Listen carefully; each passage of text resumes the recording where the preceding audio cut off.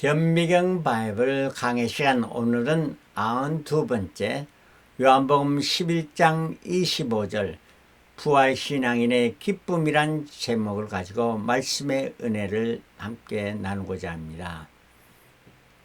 나는 부활이요 생명이니 나를 믿는 자는 죽어도 살겠고 무릇 살아서 믿는 자는 영원히 죽지 아니하리라 하는 주님의 말씀인 것입니다. 교회 다니는 사람을 한마디로 말하면 크리스찬이라 말할 수는 없을 거고 처치아니라 이렇게 말할 수 있을 것입니다. 왜냐하면 이런 자들은 아직 예수 부활을 전적으로 믿지 못하는 자들이라 볼 수 있고 교회만 다니는 사람 이렇게 말할 수 있죠. 그 다음에 그 교회를 다니지만은 예수 부활을 분명히 믿고 내 자신도 훗날 죽어도 사는 부활에 참여하는 이런 자가 되고 영원한 천국에 들어가는 것에 확신하는 자들을 크리스찬이라 그리스도인이라 이렇게 말할 수가 있을 것입니다.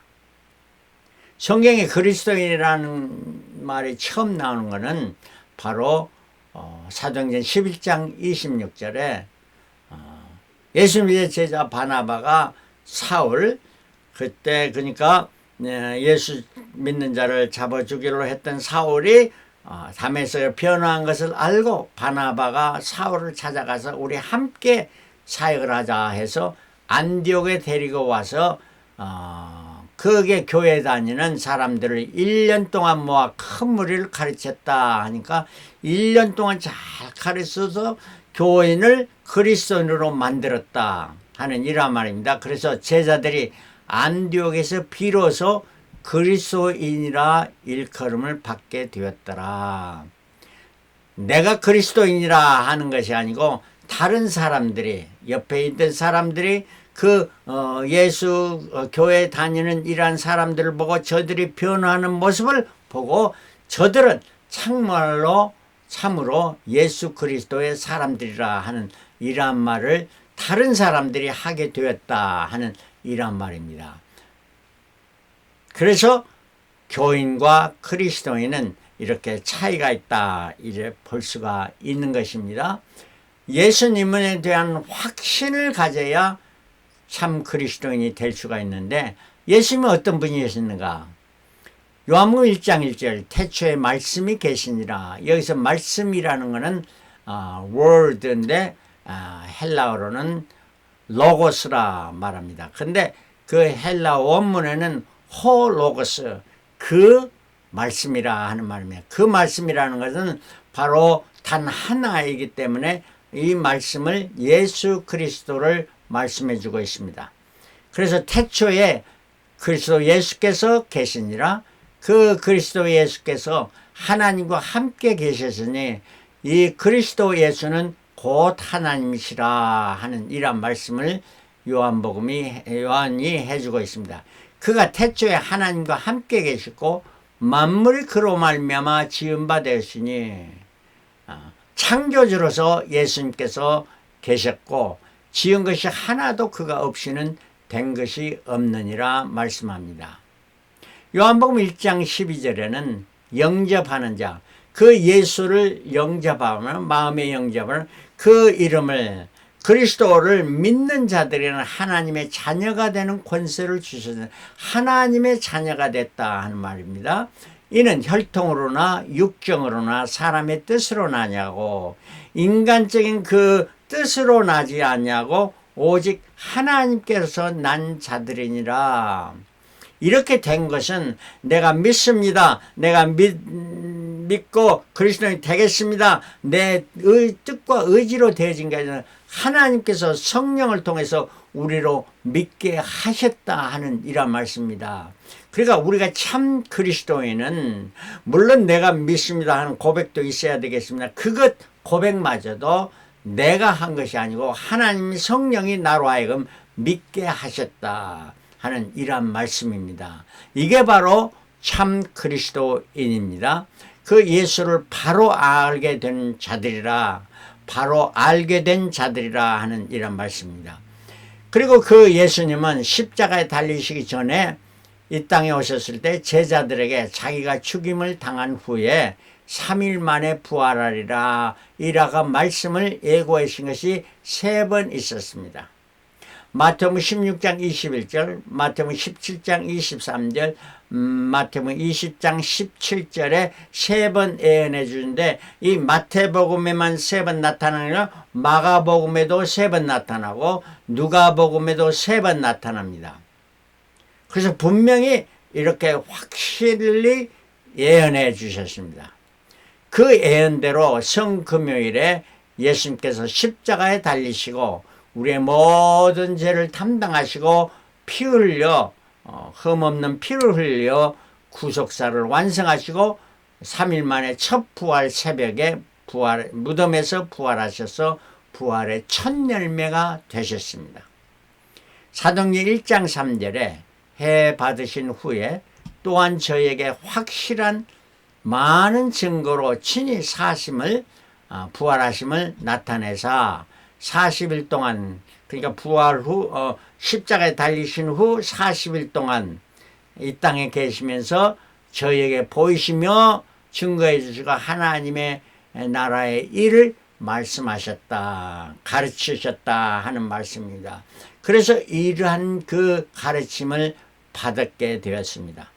그리고 사도행전 1장 8절에 오직 성령이 너에게 임하시면 너희가 권능을 받고 예루살렘과 온 유대와 사마리아 땅끝까지 이르러 내 증인이 되리라 하시니라.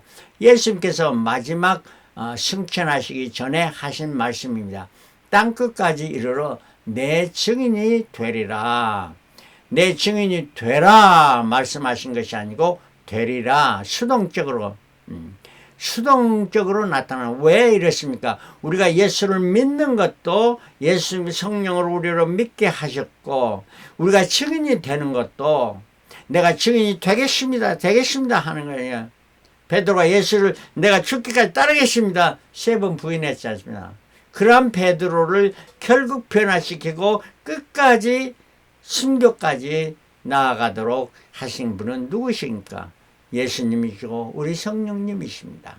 그러므로 이렇게 증인이 되리라 하시니 우리 모든 예수 믿는 자는 예수 그리스도의 증인으로 점점 그 증인의 사명을 감당하게 되어진다 하는 말씀이고, 이 말씀을 마치시고 저희 보는 데서 올리워 가시니 구름이 저를 가려 보이지 않게 하더라. 예수께서 승천하셨다. 아버지 계시는 곳으로 가셨습니다. 사도행전 1장 11절에 가로되 갈릴리 사람들아 어찌하여 서서 하늘을 쳐다보느냐. 너희 가운데 하늘로 올리신 이 예수는 하늘로 가심을 본 그대로 오시리라. 하늘로 승천하신 예수님은 다시 재림하신다 하는 이런 말씀을 성경은 분명히 말씀해 주고 있습니다. 자, 예수 그리스도의 부활과 승천을 이렇게 보았던 자들은 예수 부활의 증인들입니다. 첫 번째, 막달라 마리아가 부활하신 예수님을 처음 보았답니다. 요한복음 20장 11절에요. 그는 마지막 십자가에 달리실까지 갔고 무덤까지 묻히는 것을 보았고, 또한 안식의 첫날에 새벽에 무덤가에 가서 무덤 돌이 옮겨진 것을 보고 제자 베드로와 요한에게 말 전달했고, 다시 무덤으로 갔을 때 그 무덤에서 부활하신 예수님을 처음 만나게 된 여인이 막달라 마리아였습니다. 다른 제자들보다 가장 더 먼저 예수님을 보았던 자고 부활의 예수님을 전했던 자입니다. 두 번째로 엠마오로 가던 두 제자가 저들이 슬픔을 안고 엠마오로 고향으로 돌아가고 있으나 예수님이 저들을 동행해 주시고 저들에게 자기가 살아나심을 부활하심을 보여주셨고 깨닫게 해주셨고, 저들은 다시 예루살렘으로 가서 제자들에게 예수가 부활하심을 증거했던 것입니다. 그 저녁날, 부활하신 저녁날에 예수님께서 10 제자들이 있는 가운데 나타나셨습니다. 왜 열 제자나 가룟 유다는 갈 길을 가버렸고 그때 도마는 그 자리에 있지 않았습니다. 그래서 그 다음 일주일이 지난 후 도마가 있는 가운데 예수님께서 또다시 나타나셨습니다. 그런 후 제자들이 예수님께서 계속 매일매일 나타나지 않고 갈릴리 바다로 가서 물고기를 다시 잡으러 간 제자들, 예수님 저들 물고기 잡게 가만 놔두지 아니고 다시 불러가지고 그곳에 나타나서 다시 회복시키고 사역을 감당하도록 이렇게 했던 그 7 제자에게 나타났었습니다. 그러고 난 다음에 갈릴리 산에서 11 제자가 있는 가운데 나타나서 말씀하셨습니다. 지상 명령을 하셨습니다. 그리고 베다니에서 제자들과 500여 성도가 있는 가운데 그것을 승천하셨습니다. 마지막 지상 명령을 하시며 승천하셨던 것이고 그 후에 승천하신 후에 야고보 사도에게도 나타나셨습니다. 이 야고보 사도는 12 제자의 야고보 사도가 아니고 예수님의 동생인 야고보였습니다. 왜 예수님께서 동생 야고보에게 나타나냐? 그 동생에게 나타나서 부활의 주님을 보이셨기 때문에 처음에는 야고보 예수님의 동생은 예수를 믿지 않고 따르지 않았지만 이 정말 부활의 주님을 만났기 때문에 회심하고 예수를 믿고 초대교회 예루살렘 교회 최초의 요즘 같으면 목사가 되겠죠.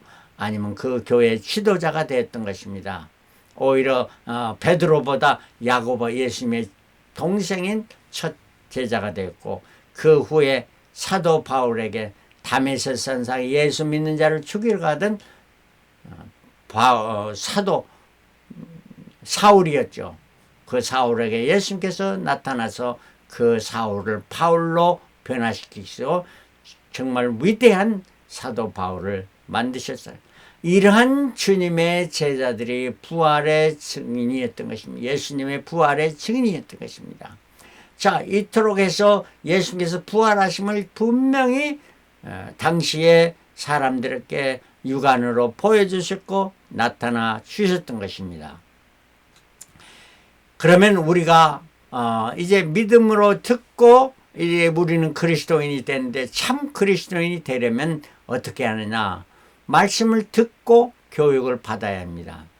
로마서 10장 17절에 그러므로 믿음은 들음에서 나며 듣지 않으면 믿을 수가 없습니다. 하나님의 말씀, 예수 그리스도에 대한 말씀을 듣고 믿어야 되겠죠. 들음은 그리스도의 말씀으로 말미암았느니라 말씀합니다. 그 교육을 받아야 됩니다. 성경 공부를 해야 됩니다. 교회를 얼마나 오래 다녀도 이 교육을 받고 부활의 주님을 믿지 못하고 예수 그리스도를 통해서 우리가 구원받고 천국에 감을 믿지 못하면 아직 참 그리스도인이라 말할 수가 없을 것입니다. 두 번째는 그 예수를 믿고 그를 나의 구세주로 영접해야 됩니다. 그 예수님의 보혈의 피로 말미암아 내 모든 죄를 사하고 내가 의롭다함을 칭의를 받고 정말 주님의 제자가 되면 더 나아가서 하나님의 자녀가 되는 이런 권세를 받게 되는 것입니다. 로마서 10장 10절에 사람이 마음으로 믿어 의에 이르고 입으로 시인하여 구원에 이르느라. 입으로 시인한다는 것은 내가 믿을 뿐만 아니라 속으로 믿을 뿐만 아니라 입으로 예수 그리스도는 나의 구세주라 이렇게 고백하고 증거하는 이 증거가 뭐냐? 바로 전도하는 이러한 일이 되겠습니다. 그리고 부활신앙을 갖고 재림의 주님을 사모해야 됩니다.